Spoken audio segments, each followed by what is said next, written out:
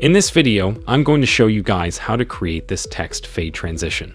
Alright, to get started, I just added a video clip to my timeline, as well as some text that I'd like to add a fade transition to.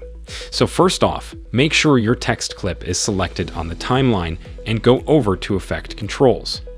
Under the video section, you should see the opacity setting. So go ahead and select the opacity's freeform pen tool, which is what we'll be working with. Okay, now on the video preview, click near the top left corner. It doesn't have to be exact to create your first point for a large rectangle. Then keep going from left to right to create 3 more points for your large rectangle, and you'll need to click that first point at the end to close the rectangle. Okay, next, let's create our animation. First, position the playhead to where you want to start fading in your text, and click the stopwatch next to mask path to create a starting keyframe. If your mask goes away, you might need to click mask 1 so you can see it again.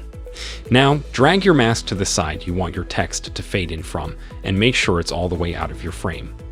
Then move the playhead to where you want your text to be completely revealed by, and reposition your mask back over your text so that it becomes revealed. Doing this will automatically create a second keyframe and complete the animation. Okay, now if we play this back, we have our animation, but it looks more like a wipe than a fade. To turn it into a fade first, make sure your text clip is still selected. Then in Effect, Controls increase the masks. Feather also at mind is 700, but you might need to play around with this a bit based on the size of your mask and text. Now this time when I play it back, it looks like a proper fade. It's a bit slow though. So to speed it up, we could just drag our second keyframe closer to the first one. Alright, that's all I have left to show. So as always, thanks for watching and subscribe to our channel if you are new here. We will bring tips and tricks every day make learn Adobe quick and easy.